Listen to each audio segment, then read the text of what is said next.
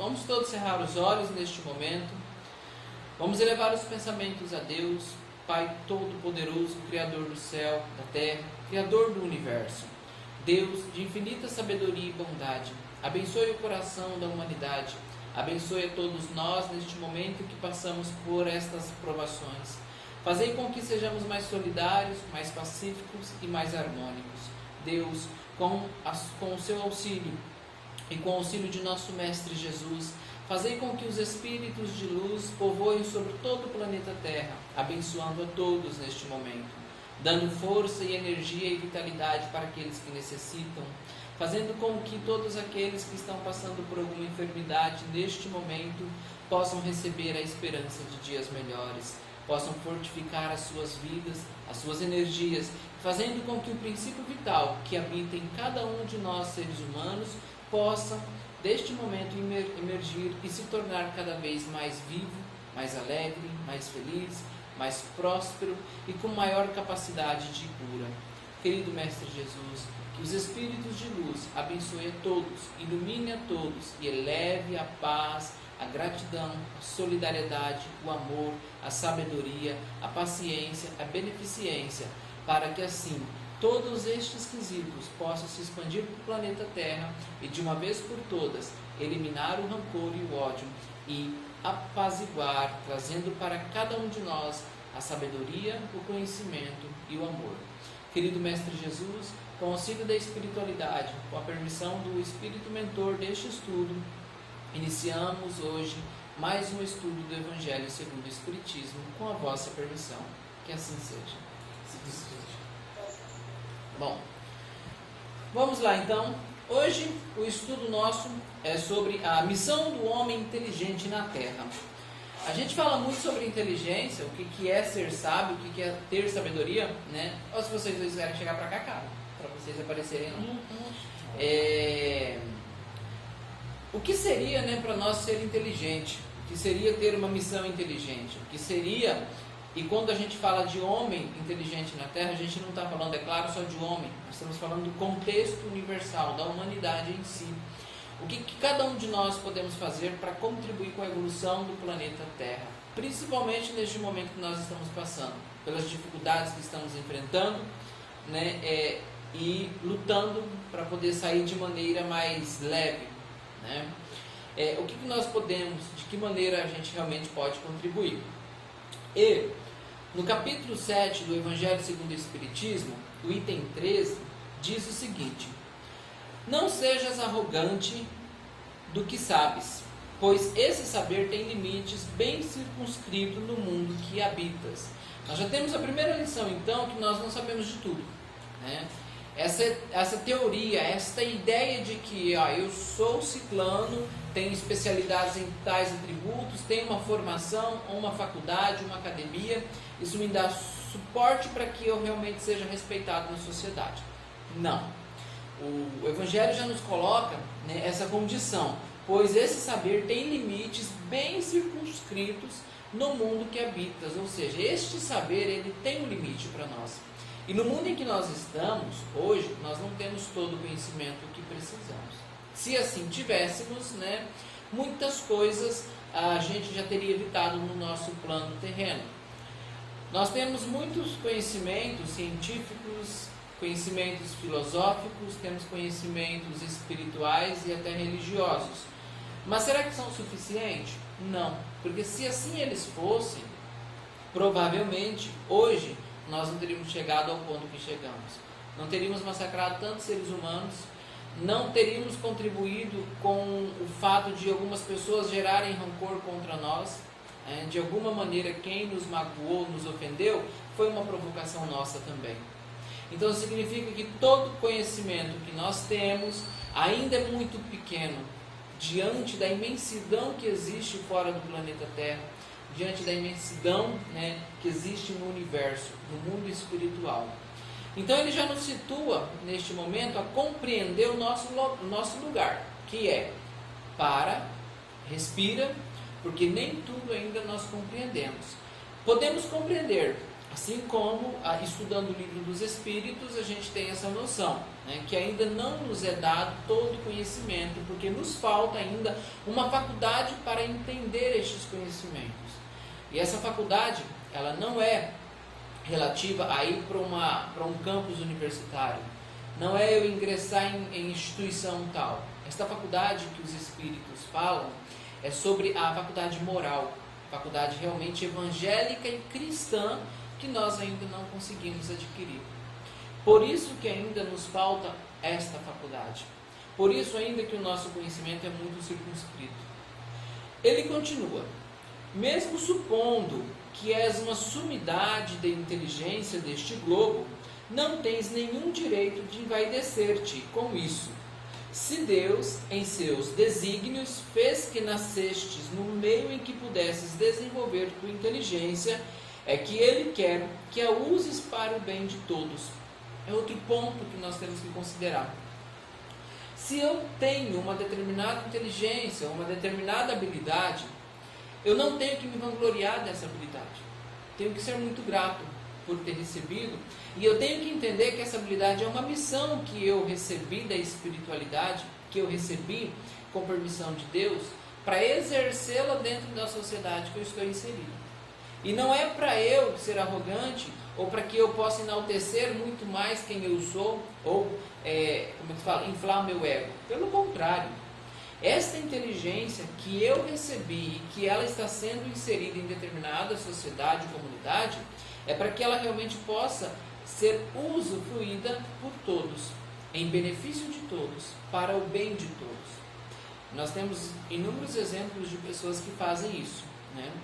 Que são dotados de inteligência, de sabedoria, e que o usam em prol da humanidade, da comunidade, até em prol do mundo, vamos dizer assim. Mas a gente tem exemplos de pessoas que as utilizam para o contrário, principalmente para inflar o próprio ego, né, ou para satisfazer as suas próprias vontades. E ele ainda continua: é uma missão que te dá, pondo em tuas mãos o instrumento com o qual podes ajudar a desenvolver por tua vez as inteligências retardatárias e conduzi-las a Deus. A natureza do instrumento não indica o uso que se deve fazer dele? Olha que interessante. A natureza do instrumento que ele coloca aqui no Evangelho segundo o Espiritismo é a natureza, né, divina. A inteligência é uma providência divina. A inteligência, ela é um atributo dado pela espiritualidade. Se a gente recordar o primeiro item do livro dos Espíritos, o número 1 pergunta que é Deus, e ele coloca: inteligência suprema, causa primária de todas as coisas. Inteligência suprema, causa primária de todas as coisas. Quer dizer o quê? Que a primeira inteligência que existe é Deus. Não existe nenhuma outra, nenhuma superior a Ele, nenhuma inferior a Ele. Deus é a inteligência suprema. E depois o livro dos Espíritos coloca Ele como causa primária. Se é causa primária, significa que é o primeiro de tudo. Então não existe antes dele, ou alguém antes dele. Resumindo então, quando ele coloca essa pergunta no livro Evangelho segundo o Espiritismo, a natureza do instrumento não indica o uso que se deve fazer dele, é para que a gente recobre esta memória e pense: a inteligência que eu tenho provém da inteligência suprema que é Deus, a inteligência primária. Se a inteligência suprema é Deus, eu tenho que fazer então com esta inteligência algo de bom, voltado para as pessoas, para que elas também possam se aproximar de Deus, para que elas possam se aconchegar, né, desta sabedoria divina, dessa sabedoria celeste e espiritual, que é a convivência e a vivência de Deus em nossas vidas. E essa vivência se resulta em vários fatores, desde a maneira como eu trato o próximo, como eu converso com o meu semelhante, como eu trato os animais, como eu trato a natureza, como eu trato o ambiente que eu estou inserido, como nós estamos cuidando de nossas casas agora, principalmente nesse momento de isolamento, como nós cuidamos do nosso corpo, né? Como nós temos responsabilidade com a nossa saúde. A inteligência suprema, ela nos pondera que se existem médicos, é porque eles existem pela vontade de Deus. E que eu, quanto cristão, ou se não ser cristão, tirando o rótulo, mas eu, quanto ser humano, quanto espírito, vamos tratar dessa maneira, quanto espíritos na vivência humana, eu tenho sim o dever de cuidar da minha saúde. O corpo, ele é um instrumento que nos serve como locomoção. É um instrumento, é uma casa, é um lar que faz com que nós espíritos possamos evoluir. Portanto, eu tenho sim o dever de cuidar da saúde deste corpo, até que realmente ele possa cumprir toda a minha missão aqui no plano terreno, que, como eu disse no estudo anterior, é muito simples, é amar. E ele depois continua. Só mais um momento que eu me... É uma missão que te dá, pondo em tuas mãos o instrumento com o qual podeis ajudar a desenvolver-se. Isso aqui nós já lemos, aí ele continua. A natureza do instrumento, também já falei, desculpa. A enxada que o jardineiro põe nas mãos de seu trabalhador não lhes mostra que ele deve cavar? Olha que interessante. Se eu te dou uma foice, significa que você tem que roçar. Se eu te dou uma enxada, é para cavar ou para carpinar. Se eu te dou um lápis, dependendo de como é este lápis, ele é para pintar, ou para escrever, ou para fazer desenhos. Se eu dou a você uma régua, é para medir. E se nós temos então a inteligência, que ela é um atributo divino e que ela não depende de faculdade nem de instituição nenhuma, é para que nós possamos usar ela em favor ao próximo. E a inteligência, ela está sempre em volta de uma sabedoria muito nobre. Por isso que quando você encontra pessoas que não teve estudo nenhum, que não tem conhecimento nenhum, mas tem uma sabedoria que ultrapassa qualquer limite de faculdade, ou seja, essa pessoa realmente, ela exerce a inteligência que Deus deu a ela. E você pode reparar que a maior parte dessas pessoas sempre beneficiam o próximo, sempre estão ajudando ou sempre estão auxiliando de alguma maneira. E que dirias, se esse trabalhador, em lugar de trabalhar, levantasse a enxada para bater em seu patrão? Olha que pergunta interessante, né?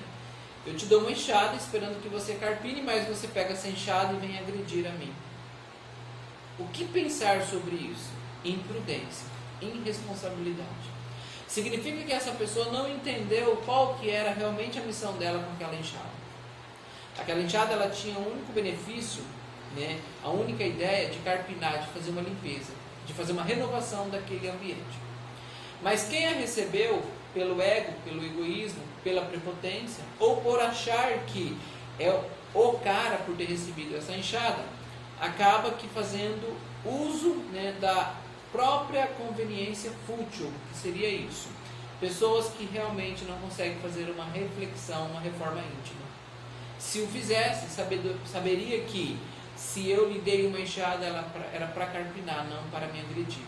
E a mesma coisa, se nós fazemos uma reforma íntima, eu consigo saber que a inteligência que Deus me deu é para que eu use em favor do próximo, para ajudar o próximo, para contribuir na minha casa, no meu lar, na minha sociedade, no meu bairro, para as pessoas que precisam. E hoje é tão fácil fazer isso, a gente pode utilizar a internet, né? A internet não é só para mensagens ruins ou para vídeos que não tem utilidade nenhuma, né? Aliás, se a gente acessar a internet hoje, a gente tem mais coisas fúteis do que úteis, mas a responsabilidade é nossa. A responsabilidade é única nossa. Há uma questão também no Livro dos Espíritos que aborda muito isso, né? Sobre a questão da ação da maldade no plano terreno, no plano terreno, e a resposta do Espírito é muito clara, né? Que ela ainda existe porque nós ainda permitimos. E quando ele coloca nós ainda permitimos, é numa condição de reforma íntima. É nisso que nós temos que se apegar.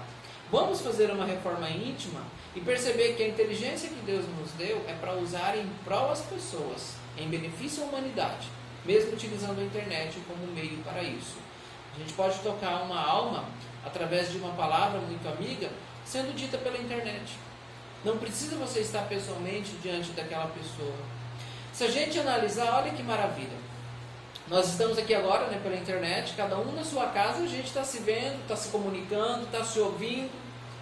Olha que legal. Olha como que Deus é maravilhoso. Olha como que essa inteligência suprema é maravilhosa. Então cabe a nós pensar: se Deus me deu inteligência, eu não tenho que usar ela contra Ele. Eu tenho que usar ela a favor dele. E como que se usa ela a favor dele? Auxiliando o maior número possível de pessoas, ajudando, fazendo com que elas prosperem, com que elas cresçam, com que elas desenvolvam suas habilidades, suas competências, para que elas realmente sejam mais felizes. E aí ele diz: direis que é algo horrível e que ele merece ser expulso. Pois bem, não ocorre o mesmo aquele que serve de sua inteligência para destruir a ideia de Deus e da providência entre seus irmãos? Olha que interessante. Se a pessoa a quem eu dei a enxada, ela vai me agredir com a enxada, a primeira coisa que eu vou fazer é expulsar ela do meu ambiente, certo? Eu vou expulsar ela da minha terra ou da minha casa, porque ela me agrediu. Que benefício tenho eu ter ela dentro da minha casa quando eu dei a ela todas as ferramentas de bom grado, de bom coração, e eu recebo de volta essa agressão? É o que está acontecendo no nosso planeta Terra. E aí não é uma questão de castigo, não é uma questão de Deus. Ah, Deus está nos castigando. Não, Deus não castiga ninguém, porque se Ele castigasse, Ele não seria então aquela inteligência suprema, Ele não seria amor, assim como Jesus veio nos ensinar. Deus é amor. Em amor não entra cólera, não entra castigo, não entra imprudência. Então, nós, a primeira coisa que temos que eliminar é: Deus não castiga ninguém, mas nos concede o direito de evolução e de escolhas. Na mesma proporção que a gente hoje alfinetou, que a gente magoou, que a gente pisou, que a gente destruiu o ambiente que nós estamos inseridos, que é o planeta Terra, nós estamos recebendo de volta. É como se fosse uma limpeza espiritual, mas que não desmerece nenhum de nós espíritos. Como eu já havia dito, é uma honra, né? Você está no planeta Terra, num planeta de provas e expiações, e você saber que você vai servir de instrumento para que ele se torne um planeta de regeneração. É uma questão de ponto de vista. Tudo tem um lado bom, depende de como a gente olha. Mas precisamos mesmo esperar outras catástrofes piores? A gente não pode começar a transcender tudo que nós já fizemos para esta terra? Uma maneira de fazer isso é elevando os pensamentos em preces, emitindo energias positivas para o maior número possível de pessoas e também para o planeta Terra. Porque o planeta Terra é vivo. As plantas têm vitalidade, princípio vital. As plantas têm princípio vital. Elas possuem uma existência, uma energia. Nós possuímos vitalidade e princípio vital. Tudo que nos cerca possui uma energia e essa energia é emanada de Deus. Cada átomo, cada célula, cada microscópio que existe em volta da gente, do menor que existe, que nós não conseguimos enxergar, é uma permissão de Deus. E como nós lidamos com isso? Como a gente trata isso? Hoje a gente tem aqui uma resposta, que estamos recebendo aquilo que realmente durante muito tempo a gente plantou. Agora a gente tem que colher, mas devemos colher com sabedoria, com amor e com gratidão. Agora é hora de realmente mostrar que somos gratos por tudo que nós já tivemos e até onde nós chegamos. No próximo item ele diz o seguinte: a inteligência é rica em méritos para o futuro, mas com a condição de ser bem empregada. Olha que maravilha! A inteligência é maravilhosa, Ela é útil para o futuro. Tudo que está ocorrendo aqui hoje, com a questão do vírus, com a questão das epidemias, da pandemia, com a questão até de algumas guerras, ela tem uma utilidade e que desenvolve a inteligência do homem. Agora, se essa inteligência está sendo desenvolvida para um bem comum, nós sabemos que o nosso futuro, e o futuro daqueles que vierem depois da gente, será muito melhor. Porque é um futuro regado de espiritualidade, um futuro regado de uma nova reforma íntima, em que nós vamos olhar e vamos dizer: a gente percebeu onde errou, da agora para frente a gente vai fazer diferente. Se todos os homens que dela são dotados usassem-na visando a Deus, a tarefa dos espíritos de fazer avançar a humanidade seria mais fácil. Olha que lindo. Se todos nós utilizássemos a sabedoria e a inteligência, visando os méritos de Deus, visando essa bênção e maravilha que Deus nos deu, os espíritos de luz nos auxiliariam de maneira mais direta, bem melhor. E nós escutamos as pessoas dizendo: como que eu posso me comunicar com o espírito? Eu queria tanto falar com fulano, com ciclano, eu não consegui acreditar. Não é uma questão de crença, não é uma questão de você querer ou não, é uma questão de mérito e de consideração deles por nós. É uma questão muito direta da espiritualidade para nós, né? E que envolve vários quesitos. E o primeiro deles é esse. O que fazemos com a nossa inteligência? Se a nossa inteligência é de benefício mútuo, ela é voltada e devotada para Deus, é óbvio que nós teremos uma comunicação privilegiada com os espíritos. E eles vão vir falar conosco.